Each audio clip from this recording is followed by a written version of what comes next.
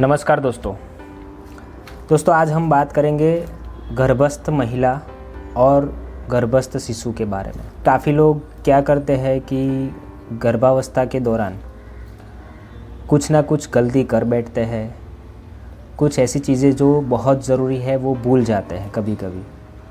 तो इसी टॉपिक के बारे में मैं डिटेल में आपको बताऊंगा, लेकिन ये जो वीडियो है ये बहुत लंबी है, इसके लिए मैंने इस वीडियो को अलग अलग पार्ट में डिवाइड कर दिया है ताकि आप लोगों को ये वीडियो देखने में और इसके बारे में जो इन्फॉर्मेशन है वो सुनने में बहुत ही अच्छा लगेगा। तो चलिए शुरू करते हैं दोस्तों। तो ये 1000 दिन क्या है, 1000 दिन के दौरान माँ और गर्भस्थ शिशु की क्या क्या केयर लेनी है, इसके बारे में हम डिटेल्स में चर्चा करेंगे। तो ये जो पहले 1000 दिन है ये कब से हमें गिनना है, तो जब से आपको पता चलता है कि आप गर्भस्थ हो चुके हो, आप प्रेग्नेंट हो चुके हो, उस दिन से लेकर के बच्चा जब 2 साल का होता है तब तक का जो समय है वो 1000 दिन का है। तो ये 1000 दिन के दौरान माँ को और बच्चे को बहुत ही केयर लेनी ज़रूरी है। अगर माँ केयर लेगी तो जो गर्भ में शिशु है वो भी अच्छा रहेगा, उसको कोई दिक्कत नहीं होगी, उसको कोई तकलीफ़ नहीं होगी, उसका अच्छे से डेवलपमेंट होगा, विकास होगा। तो चलिए 1000 के दिन के बारे में सबसे पहला मैं टॉपिक आपके सामने रखता हूँ कि ANC केयर, यानी कि एंटीनेटल केयर। तो पूर्व प्रसूति संभाल जो हमें रखनी है, जो आपको रखनी है, उसमें आपको क्या क्या ध्यान रखना है इसके बारे में हम आगे बात करते हैं। पर इससे पहले आपको बता दूं कि ये वीडियो जो है ये बहुत ही महत्वपूर्ण वीडियो है। ऐसे ही अलग अलग वीडियो, अलग अलग टॉपिक के बारे में मैं नए नए वीडियो लाता रहूँगा। तो अब तक आप मेरे इस चैनल पर नए हो और आपने अभी मेरी इस चैनल को सब्सक्राइब नहीं किया है तो प्लीज़ पहले इस चैनल को सब्सक्राइब कर दीजिए और साथ में जो ये बेल आइकॉन है उसको भी प्रेस कर दीजिए। तो जैसे ही आपको पता चला कि आपके पीरियड्स मिस हो गए और आप प्रेग्नेंट हो चुके हो, आपको प्रेगनेंसी कंफर्म हो जाती है कि आप प्रेग्नेंट हो चुके हो, तो तुरंत ही नर्स और आशा वर्कर के साथ अपना पंजीकरण करवा लीजिए, अपना रजिस्ट्रेशन करवा लीजिए। ये रजिस्ट्रेशन पहले 3 महीने के अंदर होना बहुत ज़रूरी है, क्योंकि अर्ली रजिस्ट्रेशन अगर करेंगे तो आपको और आपके जो पेट में पल रहा है बच्चा है उसको कोई भी दिक्कत है या नहीं है वो उसके बारे में तुरंत पता चल जाए। दूसरी चीज़, अलग अलग जो भी लेबोरेटरी चेकअप होता है उसके लिए वो भी आपका टाइम सर हो जाएगा, तो आपको और आपके आने वाले बच्चे को कोई दिक्कत नहीं होगी। यानी सबसे पहला पॉइंट है अर्ली रजिस्ट्रेशन। दूसरे नंबर पर है कि कम से कम 4 ANC चेकअप आपको डॉक्टर के पास करवाना है। जी हाँ, तो आपको क्या करना है कि जैसे ही आपको पता चल गया कि आप प्रेग्नेंट हो चुके हो तो तुरंत उसके बाद ही, जैसे ही आपका रजिस्ट्रेशन हो चुका उसके बाद 9 महीने के भीतर, प्रेगनेंसी के पहले महीने से 9 महीने के भीतर आपको कम से कम 4 बार डॉक्टर के पास जा कर के चेकअप करवाना है। उसके अलावा हर महीने आप जहाँ भी रहते हो वहाँ पर ममता सेशन होता है, यानी कि आंगनवाड़ी पर नर्स बहन आकर के टीकाकरण, वजन, आपको जो ज़रूरी गोली है वो वगैरह देते हैं। तो जो भी नज़दीक में आंगनवाड़ी है वहाँ पर आप जा सकते हो, या तो फिर नज़दीक के जो भी प्राइमरी हेल्थ सेंटर है, PHC सेंटर है, वहाँ पर भी आप चेकअप करवा सकते हो। दूसरी महत्वपूर्ण चीज़ ये कि लेबोरेटरी में आपको डॉक्टर जो भी बोलते हैं कि आपको यूरिन की जांच करवानी है, आपको खून की जांच करवानी है, या तो फिर आपको सोनोग्राफी करवानी है, तो वो भी आपको करवाना महत्वपूर्ण है, बहुत ही ज़रूरी है। सोनोग्राफी के बारे में आपको बता दूं कि कई लोग क्या करते हैं, हर महीने सोनोग्राफी करवाते हैं।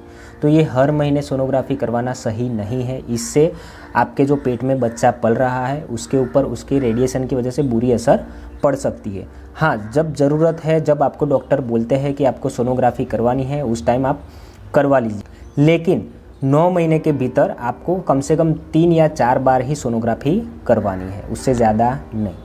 उसके बाद हम बात करेंगे कि फॉलिक एसिड की गोलियाँ, यानी कि जैसे ही आपको पता चला आपको प्रेगनेंसी हो चुकी है, उस दिन से जब तक 3 महीने ख़त्म नहीं होते, यानी कि फर्स्ट ट्राइमेस्टर जो है, पहले महीने से 3 महीने तक के बीच का जो पीरियड है उसको फर्स्ट ट्राइमेस्टर बोलते हैं। ये फर्स्ट ट्राइमेस्टर के दौरान आपको सिर्फ़ और सिर्फ फॉलिक एसिड की गोली ही खानी है।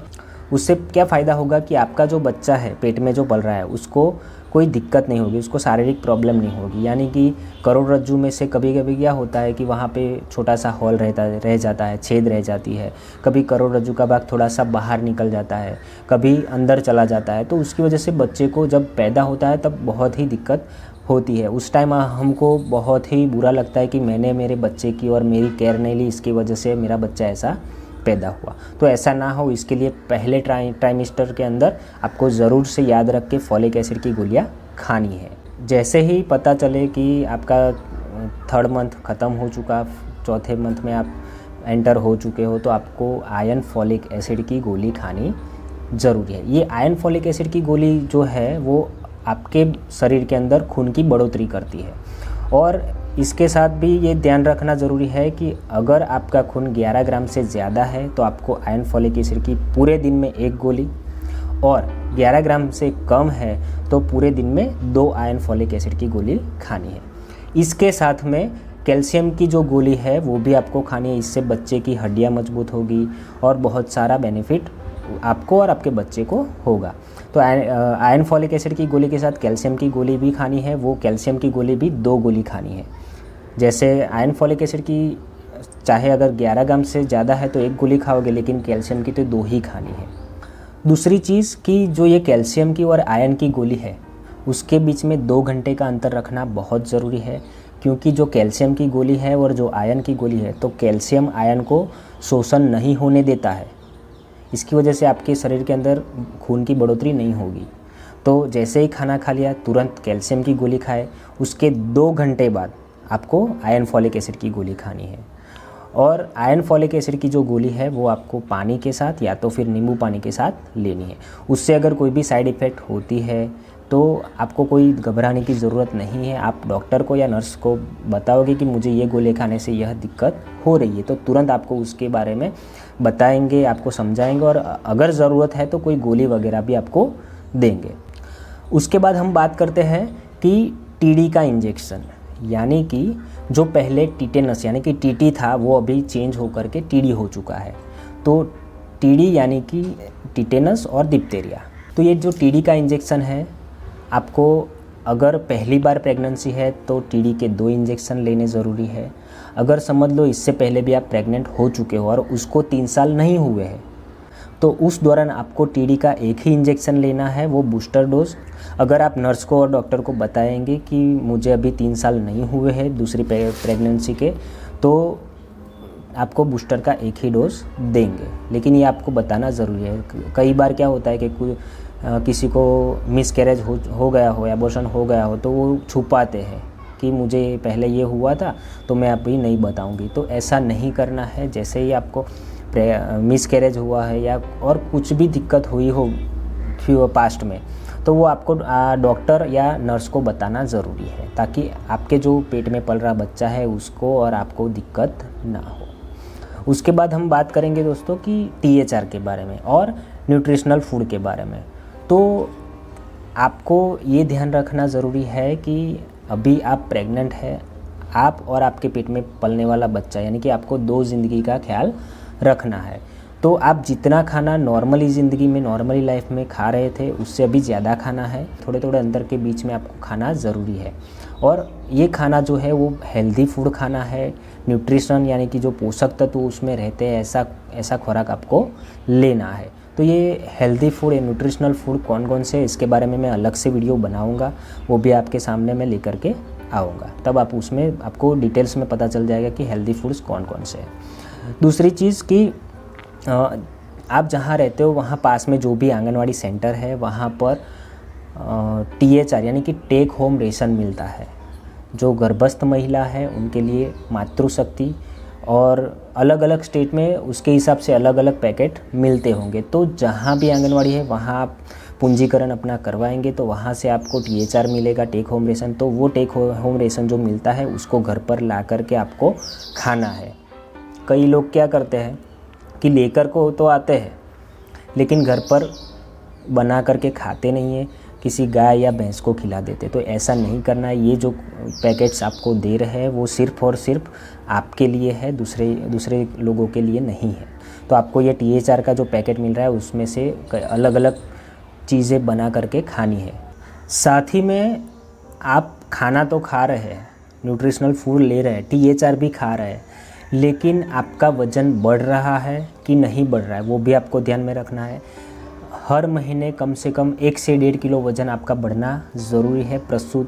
पूर्व प्रसूति में ये बहुत ज़रूरी है कि आपका वज़न बढ़े, ताकि पता चले कि आपके बॉडी के अंदर जो बच्चे का विकास हो रहा है वो अच्छे से हो रहा है कि नहीं हो रहा है। अगर वज़न नहीं बढ़ रहा है तो तुरंत ही जो डॉक्टर को आप दिखाते हो, नर्स को दिखाते हो, उनको बताइए कि मेरा वज़न नहीं बढ़ रहा है, तो तुरंत ही आपकी सारवार हो जाए।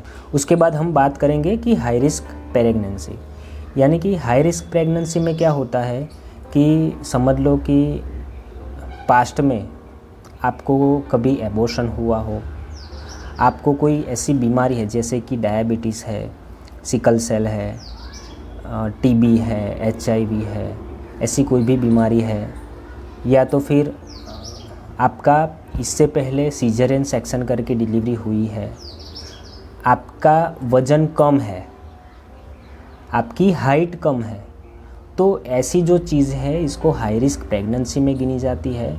तो अगर ऐसा कुछ भी आपको है तो आपको बहुत ही ध्यान रखना ज़रूरी है। और साथ ही में आपको जो नर्स है, जिस डॉक्टर को आप चेकअप के लिए जाते हो, तो उनको भी बताना ज़रूरी है कि पास्ट में आपके साथ ये हो चुका है या तो आपको कोई दिक्कत थी, कि जिसकी वजह से अभी जो पेट में पल रहा बच्चा है उसको और आपको दिक्कत ना हो। साथ ही में हम बात करेंगे कि अल्बेंडाजोल गोली, यानी कि जो कृमिनाशक गोली आती है, वो जैसे ही आपका फर्स्ट ट्राइमेस्टर ख़त्म हुआ, जैसे ही दूसरे तीसरे ट्राइमेस्टर में आप एंटर करते हो, उस टाइम पे आपको अल्बेंडाजोल की एक गोली खानी है, वो चबा करके खानी है। वो नर्स या डॉक्टर आपको देंगे, उससे पेट में कुछ कृमि वगैरह होंगे तो वो मर जाएंगे।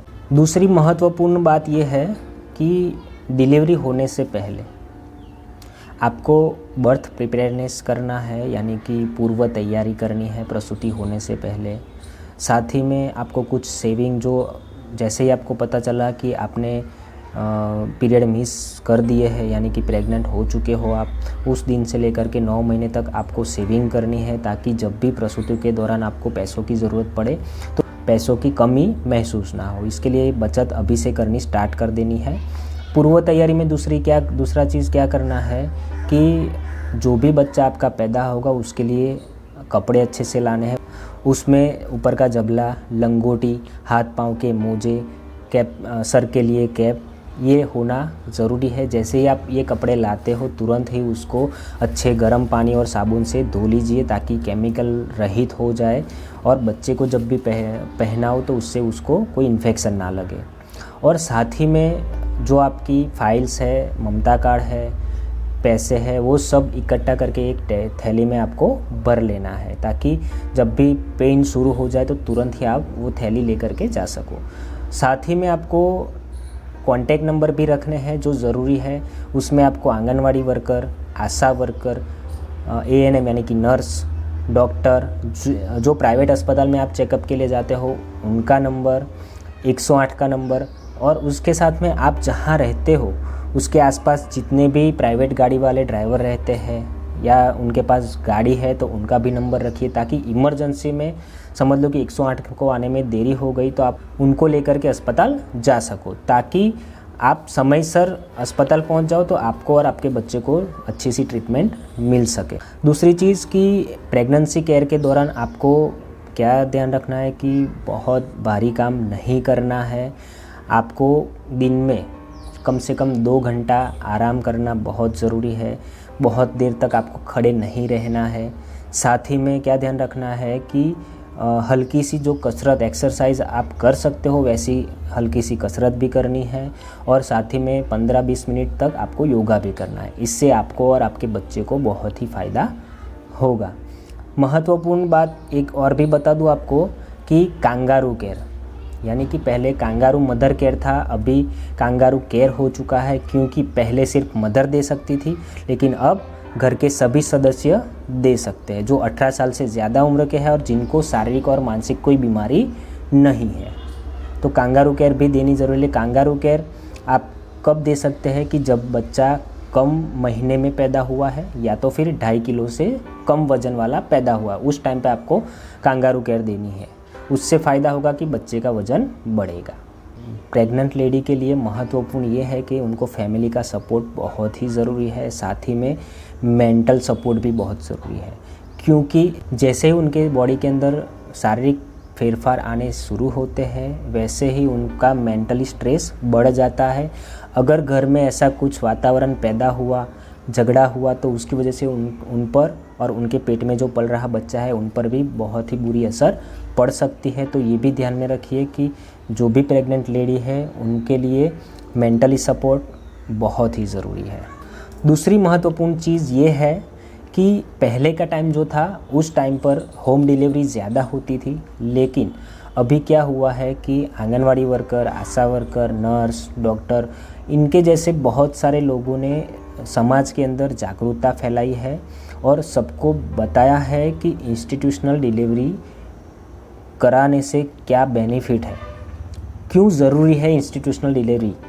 इसके बारे में बहुत अच्छी जागरूकता फैलाई है, लोगों को जागरूक किया है। तो आपको ये बता दूं कि अगर आप डिलीवरी कराने जाते हो तो आपको सिर्फ़ और सिर्फ किसी भी नज़दीक के अस्पताल में जाना है जहां पर आप चेकअप करवाते हो, जो आपका पसंदीदा डॉक्टर हो, जहां पे आपको अच्छी ट्रीटमेंट मिलती हो वहां पर जा सकते हो। नज़दीक के सरकारी अस्पताल में जाओगे तो वहां पर क्या बेनिफिट होगा, सरकारी अस्पताल में डिलीवरी कराने से आपको और आपके बच्चे को जननी सुरक्षा योजना का लाभ मिल सकता है, जननी शिशु सुरक्षा कार्यक्रम का लाभ मिल सकता है, प्रधानमंत्री मातृ वंदना योजना का लाभ मिल सकता है और साथ ही में कस्तूरबा गांधी पोषण सहाय योजना। तो ये जितनी भी माँ और बच्चे के लिए योजनाएं चल रही है जो सरकारी है उनका लाभ भी आपको मिलेगा। तो आशा करता हूँ कि आप नज़दीक के जो भी अस्पताल है वहीं डिलीवरी कराएं अपनी, क्योंकि होम डिलीवरी कराओगे तो माँ और बच्चे को दिक्कत तो होगी ही, क्योंकि जो पहले 48 घंटे रहते हैं वो बच्चे और माँ के लिए बहुत ही क्रिटिकल रहते हैं। उस टाइम के दौरान अगर माँ और बच्चे को कुछ भी हो गया तो बचाना बहुत मुश्किल हो जाता है। लेकिन आप अगर अस्पताल में होंगे तो तुरंत ही डॉक्टर वगैरह आपको और आपके बच्चे को कोई भी दिक्कत होती है तुरंत ट्रीटमेंट दे सके और माँ और बच्चे को बचा सके। तो ये ध्यान में रखना है कि इंस्टीट्यूशनल डिलीवरी ही करानी है, घर पे नहीं करानी। दूसरी महत्वपूर्ण चीज़, समझ लो कि आपकी इंस्टीट्यूशनल डिलीवरी हो गई, वहाँ जो नर्स है वो आपको बताएंगे कि डिलीवरी हो चुकी है, तो आपको आपका जो बच्चा है उनको तुरंत ही ब्रेस्ट मिल्क देना है, यानी कि ब्रेस्ट फीडिंग कराना है, यानी कि EIBF, early initiation of breast feeding, यानी ये 1 घंटे के भीतर होना ज़रूरी है। लेकिन जितना जल्दी हो सके उतना आपको जल्दी तुरंत ही देना है। लेकिन ध्यान में ये रखना बहुत ज़रूरी है कि आपको अपना दूध पिलाने से पहले और कुछ भी नहीं देना है, क्योंकि कई बार क्या होता है कि घर के जो सदस्य है तो उनमें से कोई ना कोई क्या होता है बच्चे को मध चटा देते हैं, या तो फिर गुड़ का पानी पिला देते हैं, या फिर बकरी का दूध पिला देते हैं। तो ऐसा करने से आपके बच्चे की सेहत बिगड़ सकती है, ऐसा नहीं करना है। सिर्फ़ और सिर्फ आपको अपने बच्चे को अपना दूध ही जो गाढ़ा होता है वही पिलाना है, जिसको कोलेस्ट्रम बोलते हैं। उससे क्या होगा कि बच्चे की सेहत अच्छी रहेगी, 6 महीने तक आपका बच्चा बीमार नहीं होगा और 6 महीने तक आपके बच्चे के अंदर खून की कमी नहीं महसूस होगी। तो ये भी आपको ध्यान में रखना है कि बच्चे को बाहर की कुछ भी चीज़ नहीं देनी है। दूसरी चीज़ कि बच्चा जब तक 6 महीने का हो तब तक उसको अपना दूध ही पिलाए, ना कि पानी, ना और कुछ। अपनी माँ के दूध के अलावा बच्चे को कुछ भी नहीं देना है, सिर्फ़ और सिर्फ आपका दूध देना है। समझ लो कि कई लोग ये सोचते होंगे कि बहुत धूप पड़ रही है, अभी गर्मी बहुत ज़्यादा है, तो जैसे हमको प्यास लगती है वैसे बच्चे को भी तो प्यास लगती होगी। तो उसका कई लोग क्या करते हैं, थोड़ा थोड़ा पानी पिला देते हैं कि उसकी प्यास मिट जाए, लेकिन ये करना बहुत ही गलत है। अगर पानी नहीं पिलाओगे तो आप ये सोचोगे कि पानी नहीं पिलाएंगे तो बच्चा प्यासा मर जाएगा। तो इसके बारे में मैं आपको बता दूं कि आपका जो दूध है उसके अंदर भगवान ने ऐसी चीज़ रखी है कि बच्चा जैसे ही आपका दूध पिएगा तुरंत उसकी प्यास भी मिट जाएगी और उसकी भूख भी मिट जाएगी। दूध के अंदर 2 भाग होते हैं, उसमें सबसे पहला है फोर मिल्क और दूसरा है हाइंड मिल्क। जो फोर मिल्क है वो पानी जैसा पतला आता है, उससे बच्चे की प्यास मिट जाएगी। और दूसरी चीज़ जो है, दूसरा भाग है वो उसमें है हाइंड मिल्क, यानी उससे बच्चे की भूख मिट जाएगी। तो आप चिंता मत करिए, कितनी भी धूप पड़ रही हो, सिर्फ बच्चा रो रहा है तो उसको तुरंत अपना दूध दे दीजिए, उसकी प्यास भी मिट जाएगी, भूख भी मिट जाएगी। ऊपर से कुछ भी देना नहीं है। ये बहुत ही ध्यान में रखना ज़रूरी है, क्योंकि कई बार क्या होता है कि घर का कोई भी सदस्य है, अगर बच्चा रो रहा है, ज़्यादा धूप पड़ रही है, तो उसमें वो लोग क्या करते हैं कि बच्चे को तुरंत थोड़ा सा पानी पिला देते हैं, तो बच्चा शांत हो जाता है। लेकिन ये नहीं करना, ठीक है। दूसरी महत्वपूर्ण चीज़ कि जैसे ही बच्चे को आपने दूध पिलाया, तुरंत ही आपको क्या करना है, उसको कंधे पर ले करके उसको थपथपाना है, ताकि उसको कोई दिक्कत ना हो। कई बार क्या होता है, बच्चा मर जाता है। तो ये क्यों होता है, तो आपको बता दूं कि जैसे ही बच्चे को आपने दूध पिलाया, बच्चा दूध पीते पीते सो गया, तो आप गोद में से उठा करके उसको बिस्तर में जा करके रख देते हो। तो उस टाइम क्या होता है कि जो दूध है वो श्वास नली में से आगे आता है, नाक में चला जाता है, और उसकी वजह से उसको सांस लेने में दिक्कत होती है, और उसकी वजह से कई बार बच्चा मर जाता है। आपको पता भी नहीं होता है कि आपका बच्चा मर गया, और किस वजह से मरा वो भी नहीं पता रहता। तो ये भी ध्यान में रखना है कि जैसे अपने बच्चे को दूध पिलाया, चाहे बच्चा जाग रहा हो या सो गया हो, उसको तुरंत ही कंधे पर ले लीजिए, उसको थोड़ी देर थपथपाइए। जब तक उसको डकार नहीं आती है तब तक उसको थपथपाइए, उसके बाद ही उसको नीचे रखिए, ताकि आपका बच्चा मर ना जाए। लास्ट में हम बात करेंगे कि एक्सप्रेस ब्रेस्ट फीड, यानी कि उसमें क्या है कि अगर कोई मदर को दिक्कत है, जो ब्रेस्ट है उसके आसपास रेसिस हो गए हैं, खून निकल रहा है, या तो जो माता है वो HIV पॉजिटिव है, तो उस टाइम पे क्या करना है कि एक्सप्रेस ब्रेस्ट फीड कराना है। दूध अपने ब्रेस्ट से बाहर निकालना है, कि अच्छे साफ बाउल में उस दूध निकालना है। कैसे निकालना है वो आपको डॉक्टर या नर्स बताएंगे। तो बाउल में थोड़ा सा दूध निकालना है और उसी में से वो दूध बच्चे को पिलाना है। तो इसको एक्सप्रेस ब्रेस्ट फीड कर बोलते हैं। तो ये भी बताना बहुत ज़रूरी है आपको, क्योंकि कई बार लोग भूल जाते हैं। कई बार ऐसा होता है कि भाई HIV पॉजिटिव मदर है, बच्चा नेगेटिव है, लेकिन अगर वो डायरेक्टली दूध पिलाएंगे तो उसकी बीमारी बच्चे को भी लग सकती है। तो इसको भी ध्यान में रखना ज़रूरी है। आपको एक्सप्रेस ब्रेस्ट फीड कैसे कराना है वो आपको तुरंत ही आपके जो नर्स है या डॉक्टर है वो आपको बता देंगे।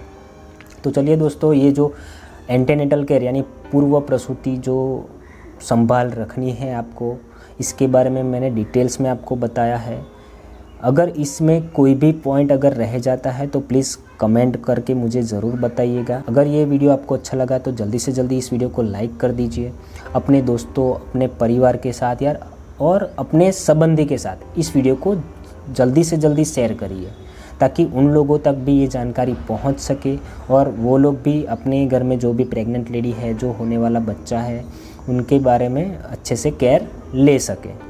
साथ ही में अभी तक आपने मेरी इस YouTube चैनल को सब्सक्राइब नहीं किया है तो प्लीज़ इस YouTube चैनल को सब्सक्राइब कर दीजिए और पास में जो ये बेल आइकॉन है उसको भी प्रेस कर दीजिए, ताकि ऐसे नए वीडियो में जब भी पोस्ट करूँ उसकी तुरंत नोटिफिकेशन आपको मिल सके और आप उस वीडियो को तुरंत देख सके। तो ये 1000 डे का जो दूसरा पार्ट है वो लेकर के मैं फिर आपके सामने हाजिर होऊंगा। तब तक के लिए आप दोस्तों नमस्कार, जय हिंद, जय भारत।